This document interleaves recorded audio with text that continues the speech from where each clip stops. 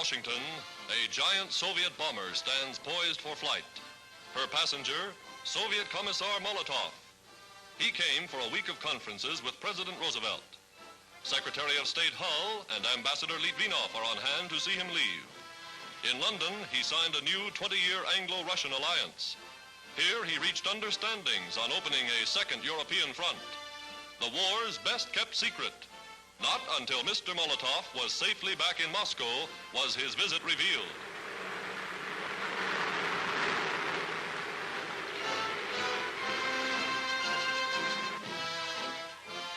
Secretary Hull and Mr. Litvinov signed the protocol, promising ever-increasing supplies to Russia.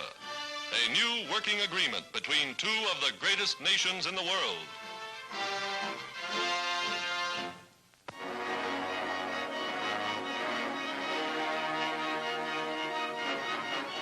Grand Coulee Dam, newest monument to American engineering genius, and a mighty weapon in the battle of war production. Today, the giant power plants, biggest in the world, begin to hum as for the first time the spillways begin to flow. A waterfall higher than Niagara, 1.5 million gallons every second.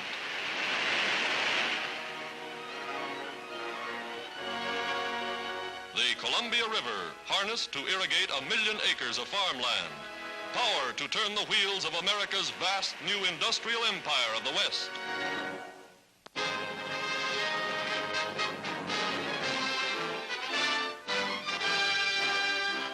At the White House, a Marine Guard of Honor for George II, King of Greece.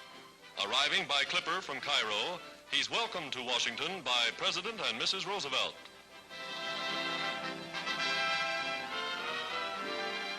Cabinet members meeting the fighting king fresh from the battlefields of Africa.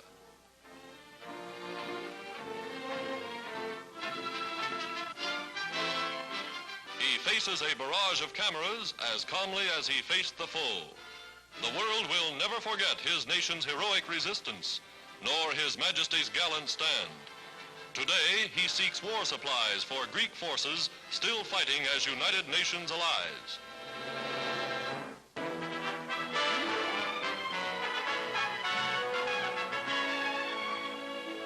America solves the problem of the home front.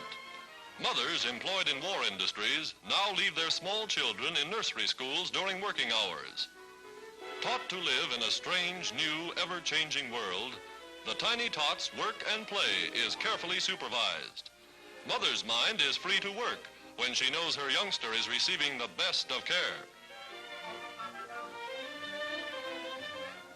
Today, some 2 million women volunteers are enlisted in the nation's war industries. By the end of the year, there will be 4 million. When evening comes, the youngster prepares for home. Her day's work done, mother stops by to pick him up. America safeguarding the health and welfare of its young, while mother helps win the war.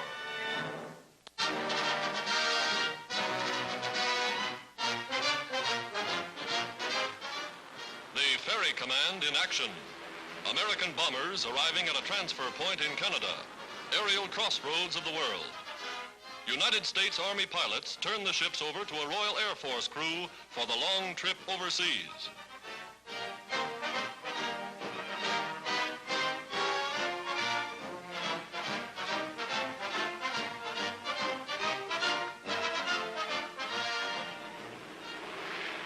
Down the runway, outward bound. Canada, Britain, and the United States launching the greatest sky offensive the world has ever seen.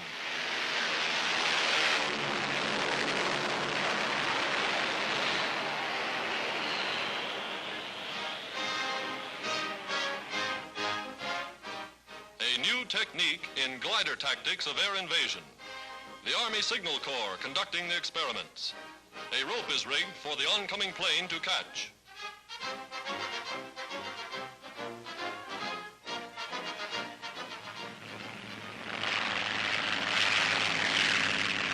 Here's how it's picked up without the towing plane having to land. Latest development in glider warfare.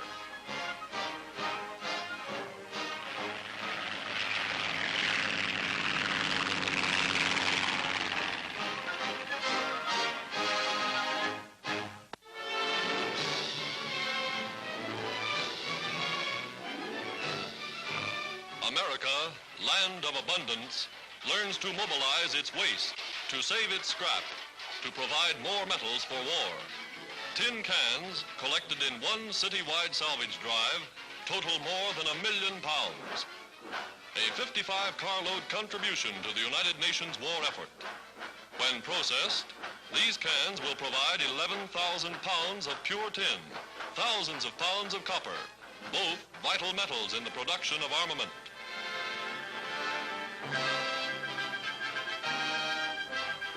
Somewhere in America's vast Midwest, where once stood a cornfield, the world's biggest aluminum plant is now operating to meet the increased need for this most vital of war metals.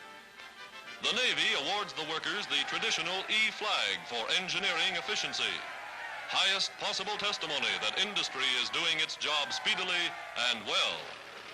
So huge is the plant, motor cars hurry workers and parts from one end to the other. Humming 24 hours a day, the giant mill consumes huge bars, reducing them by chemistry, electricity, and metallurgy into aluminum ingots, which subsequently are rolled into long, thin, tough sheets of silvery metal.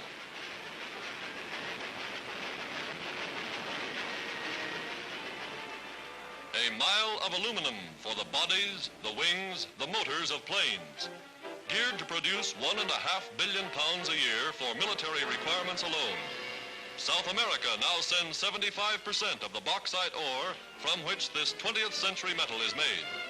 When it comes to getting things done quickly, American industry stands supreme.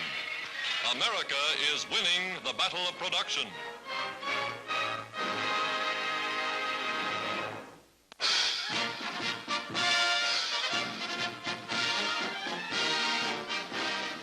America at war. In New York, massed flags leading 500,000 marchers in the greatest patriotic and military demonstration ever seen in this or any country. Flags of the United Nations, signifying the unity of the 28 countries aligned against the Axis. Soldiers of Britain, and women too, thrilling the 5 millions that line the sidewalks for the 12-hour procession.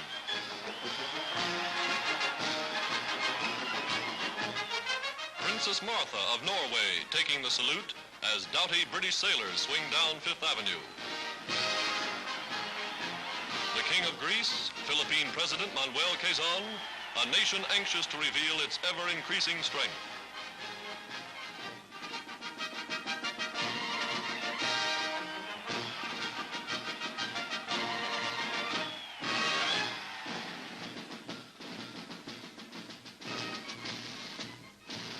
West Point cadets, future officers of the nation's armies, in battle dress, ready to take the field. Legions of colored troops, dramatic, living symbols of America's solidarity, America's unity of purpose. Today, these troops march to the cheers of their countrymen. Tomorrow, they will be on their way to the far-flung battlefronts of the world.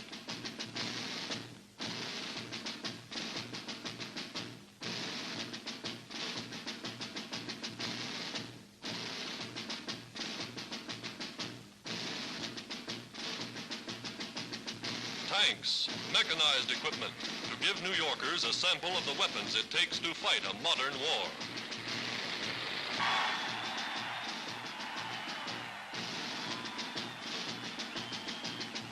For miles, for hours, even into the night they march. Workers in armament industries joining the procession, the home front organized for war. All America on the march, flying the battle flag that has never known defeat.